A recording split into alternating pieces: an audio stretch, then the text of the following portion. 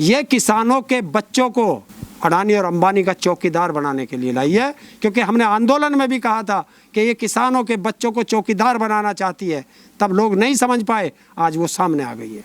Swiss bank में काला धन कई गुना बढ़ गया मोदी के राज में। गाय के मीट की सप्लाई 2014 के अंदर केवल 17%, 19% थी और आज मोदी के राज में 37% है। तो ये किसके हैं? ये किसी के नहीं है, क्योंकि ये वो लोग हैं। नमस्कार, आप देख रहे हैं न्यूज़ 24 हरियाणा। मैं हूं आपके साथ स्नेहा तिवारी। आपको भी पता है देश में इस वक्त क्या माहौल चल रहा है। देश में चल रहा है अग्निपथ स्कीम को लेकर एक आंदोलन, जिसमें युवा अपनी आवाज़ नहीं उठा पा रहे हैं। अब साथ आए हैं किसान नेता और किसान नेताओं से चर्चा करने के सिलसिले में इस वक्त हमारे साथ मौजूद हैं बहुत चर्चित किसान नेता, जिसने अपनी आवाज़ बुलंद करने के साथ ही सरकारों को झुकाने का भी काम किया है, और नाम है इनका हरिंदर ताऊ। बहुत बहुत शुक्रिया हमें समय देने के लिए। धन्यवाद आपका और आपके दर्शकों को ताऊ का राम राम। ताऊ, सवाल ये उठ रहा है कि देश के जो युवा हैं उन्हें अग्निपथ स्कीम पसंद नहीं आ रही है, लेकिन आज जब वो आंदोलन करने सड़कों पर उतरते हैं तो उन्हें साफ कह दिया जाता है कि अगर आप आंदोलन करेंगे तो आपको किसी भी सरकारी नौकरी में दाखिला नहीं मिलेगा। देखिए, अगर हम आंदोलन करना, शांतिपूर्वक आंदोलन करना हमारा संवैधानिक अधिकार है, हमें संविधान ने दिया है। वो देश का हर नागरिक आंदोलन कर सकता है सरकार की गलत नीतियों के खिलाफ। ये सरकार का तानाशाह रवैया है। देखिए, 1977 में एक आंदोलन हुआ था पटना के गांधी मैदान में। उस आंदोलन को कहते थे जेपी आंदोलन। तो जेपी जी ने साफ कहा था उस समय, और वही बात आज लागू होती है। उन्होंने कहा था कि जनता को अपनी बात बिना डरे खुलकर कहनी होगी कि आप लोकतंत्र के साथ हैं या तानाशाह के साथ हैं। तो आज तानाशाह अपना तानाशाही दिखा रहा है कि अगर आंदोलन करोगे तो ये कर देंगे।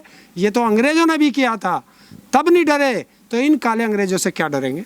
ठीक है, अभी युवा के साथ किसान सामने आए हैं, कि तमाम किसान के संगठन भी साथ आए हैं और उन लोगों की आवाज़ बुलंद करने का काम कर रहे हैं। लेकिन एक बहुत चर्चित किसान नेता है राकेश टिकैत जी, वो हिमाचल में जा बसे हैं। क्या उन्हें युवाओं की फिक्र नहीं है? नहीं, वो हिमाचल में बसे नहीं हैं। हिमाचल में भी आज जगह जगह, क्योंकि एक बड़े आंदोलन करना है, पूरे देश में एक बड़ा आंदोलन, क्योंकि ये छोटी चीज़ नहीं है, भारत की सुरक्षा से संबंधित है। और दूसरी चीज़ है हमारे बच्चों की बात।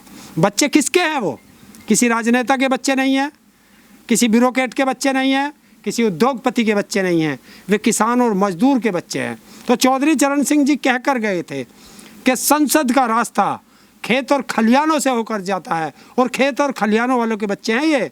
तो अपने बच्चों के लिए पूरे भारत में आंदोलन करना पड़ेगा, इसलिए वो वहाँ पे भी लोगों से जगह जगह जा कर के मीटिंग कर रहे हैं। वो कह रहे हैं कि हम बहुत जल्द बहुत बड़ा आंदोलन करेंगे, बहुत बड़ा आंदोलन करेंगे, लेकिन युवाओं के लिए तो वो खुलकर सामने ही नहीं आए। उन्होंने एक बार भी बयान जारी कर नहीं कहा कि हम युवाओं के साथ खड़े हैं, उनके लिए आंदोलन लड़ेंगे। कौन कह रहा है? उनकी बाइट उठा करके देखिए, उन्होंने पहले ही दिन खुल करके कहा था कि सरकार को ये आंदोलन, ये अग्निपथ योजना वापस लेनी पड़ेगी।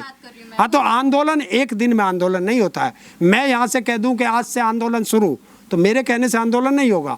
आंदोलन के लिए सबको तैयार करना पड़ता है, पूरे आंदोलन की रूपरेखा तैयार करनी पड़ती है। उसमें कितना खर्चा आता है कि जब लोग आंदोलन पर बैठेंगे सबको खाने पीने रहने की सब सुविधाएं देखनी पड़ती हैं। तो इसके लिए सबको तैयार किया जा रहा है, क्योंकि अभी हम एक 13 महीने का एक इतना बड़ा आंदोलन करके हटे हैं, तो थोड़ी लोगों की भी तकलीफ़ें हैं, उनको सबको देख के और जनता को तैयार करके आंदोलन तो करना है। ये अग्निपथ योजना किसी भी कीमत पर भारत की सुरक्षा से खिलवाड़ करने के लिए नहीं आने देंगे। युवा परेशान है कि 2019 के बाद उनकी भर्ती नहीं हो पाई है आर्मी में, और अग्निपथ स्कीम में भी जल्द से जल्द भर्तियों की तैयारी शुरू हो चुकी है। एक साल में करीबन 46,000 का टारगेट रखा गया है इस साल में, और जल्दी से जल्दी प्रक्रिया भी शुरू हो चुकी है। तो मेरा सवाल ये उठ रहा है कि क्या प्रक्रिया शुरू होने के बाद या भर्तियां होने के बाद आंदोलन होगा? कहीं ऐसा तो ना हो जाए कि आंदोलन होने तक बहुत देर हो जाए? देखिए, देर कुछ नहीं होती है। जब 3 साल ये सरकार जिनको भर्ती किया उनका रिजल्ट रोक के बैठी है, किसी की अपॉइंटमेंट रोक के बैठी है, किसी का फिजिकल रोक के बैठी है, किसी की डॉक्टरी रोक के बैठी है 3 साल से। ये भी तो बहुत बड़ा मुद्दा है, उनको भी नहीं लिया गया, उनको भी पेंडिंग ख़त्म कर दिया गया। वो बहुत बड़ा मुद्दा है। एयरफोर्स का है, नेवी का है, सेना का है, इन सब में उन सब की एक पूरी रूपरेखा तैयार की जा रही है। और आंदोलन होगा। परसों से उत्तर प्रदेश के अंदर आरएलडी एक अपना बड़ा आंदोलन शुरू करने जा रही है, बच्चों की युवा संवाद, तो वो भी एक बहुत चल रहे हैं, सब लोग चल लगे हुए हैं। परसों मुझे भी शामली में जाना है, काबड़ोत में है वो।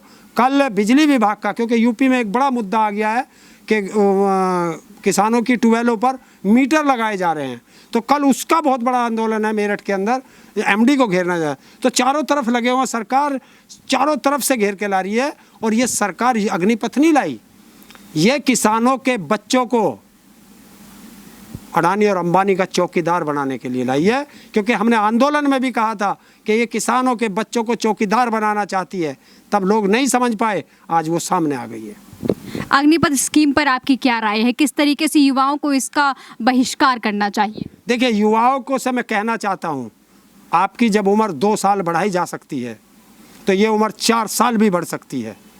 और सरकारों को भी कहना चाहता हूँ कि जिस और जवानी चलती है उस और जमाना चलता है। ये युवा हैं, 4 आंदोलन हुए हैं देश के अंदर और चारों बिहार से शुरू हुए थे छात्र आंदोलन, और चारों बार सत्ता हलाई है। इस बार भी आंदोलन बिहार से शुरू हो चुका है। मोदी जी, पढ़ना इतिहास बच्चों का, और ये आंदोलन आपकी गद्दी को भी तारेगा और पुराने वाली सेना की स्कीम भी लागू करेगा। आप बस बच्चे शांति से रहें, कोई उपद्रव ना करें, और जहाँ भी धरना प्रदर्शन करें निगाह रखें, कोई बीजेपी और आरएसएस का गुंडा उसमें घुस के तुम्हारे आंदोलन को बदनाम ना कर दे। ठीक है, 1.5 साल का टारगेट रखा है प्रधानमंत्री नरेंद्र मोदी ने 10 लाख नौकरियों के लिए। जब लोकसभा चुनाव होने थे 2014 में, 2019 में, तो उन्होंने 1 करोड़ का टारगेट रखा था, वो भी साल में। क्या युवा आज, क्योंकि आप देख सकेंगे कि अनएम्प्लॉयमेंट इतनी ज़्यादा है, आगे युवा क्या करेंगे? किस तरीके से वो रोज़गार के लिए दर भटकेंगे? देखिए, मोदी की बात और उसकी लात कोई विश्वास नहीं करता अब, क्योंकि 2 करोड़ नौकरी का वादा किया था, नहीं दी। 15 लाख का वादा किया था, नहीं दी। 1 रैंक 1 पेंशन का वादा किया था, आज कह रहा है 9 रैंक 9 पेंशन। तो कैसे बात करें? मोदी ने तो ताली बजा करके कहा था, भाइयों बहनों, कहते हैं रेलवे बेच रहा है, रेलवे से ज़्यादा, मेरे से ज़्यादा प्यार कौन करेगा? मैं रेलवे को, ना हमारा बेचने का इरादा है ना हमारी सोच है। आज वही रेलवे बिक गई, अडानी रेलवे हो गई, तो किस बात पे विश्वास करें? मोदी जी दिल्ली में 2017 में खड़े होकर कहते थे, अरे पेट्रोल के दाम गिर रहे हैं तो मोदी का नसीब है। आज हम पूछ रहे हैं, पेट्रोल और डीजल के दाम बढ़ रहे हैं तो मोदी बदनसीब है।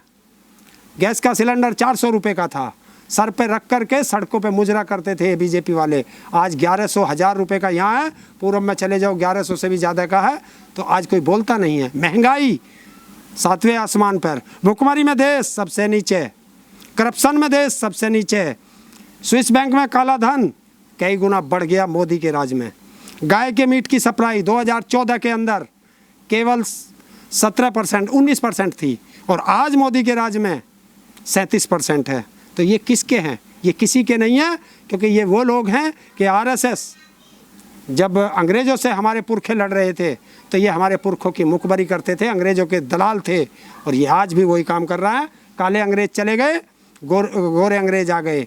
वो अंग्रेज़ थे फूट डालो राज करो, ये भी ऐसे ही वही काम कर रहे हैं कि हमें हिंदू मुस्लिम पर लड़ा रहे हैं। हिंदू मुस्लिम के तरफ हमारा ध्यान आकर्षित करने के बाद हमें बेरोजगारी में ढकेला गया है, और भी तमाम मुद्दे हैं। जैसे दिल्ली में ही करीबन 53 मंदिरों को तोड़ने के लिए रिलीजियस कमेटी से परमिशन मांगी है बीजेपी सरकार ने। हमने कहा ना, ये मुद्दों से ध्यान भटकाने के लिए दूसरा मुद्दा ले आते हैं। जिस मुद्दे पर सरकार फंसती है तुरंत दूसरा मुद्दा ले आते हैं। कश्मीरी पंडितों का मुद्दा था, जब उस पर ये फंसने लगे, जब लोगों ने इनका इतिहास खंगाल के घेर दिया, तो इन्होंने तुरंत ध्यान भटकाया, और एक नूपुर शर्मा एक और है, उनसे जो है एक गलत बयान दिलवा दिया, उस पर जनता का ध्यान चला गया। जब ये सरकार विदेशों में भी घिरने लगी उस पर, तो इन्होंने तुरंत अग्निवीर का मुद्दा ला दिया। अग्निवीर पे ये देश में घिरने लगे, युवाओं ने आवाज़ उठाई, देश ने आवाज़ उठाई, तो तुरंत ये महाराष्ट्र का मुद्दा ले गए। तो ये एक मुद्दे से दूसरे मुद्दा, दूसरे से तीसरा मुद्दा, बस मुद्दों पे ही घूमते रहेंगे, काम कुछ नहीं करेंगे, नाम बदलेंगे। अग्निवीर है क्या? अग्निपथ योजना, सेना में योजना नहीं चलती। ये क्या चाहते थे कि देश की खेती और सेना ठेके पर रहे। इनका जो प्लान है, ये पूरा प्लान क्या है कि 4 साल में 25% अंदर जाएंगे, 75% घर जाएंगे। जो देशभक्त होंगे वो घर चले जाएंगे और जो आरएसएस की सोच वाले होंगे वो आगे चले जाएंगे। पूरी सेना को ये आरएसएस के कब्जे में लेकर देश पे कब्जा करना चाहते हैं। ये लुटेरे आ चुके हैं, इन लुटेरों से देश को बचाना है तो सबको एक होना पड़ेगा। इस बड़े आंदोलन में सबको आना पड़ेगा।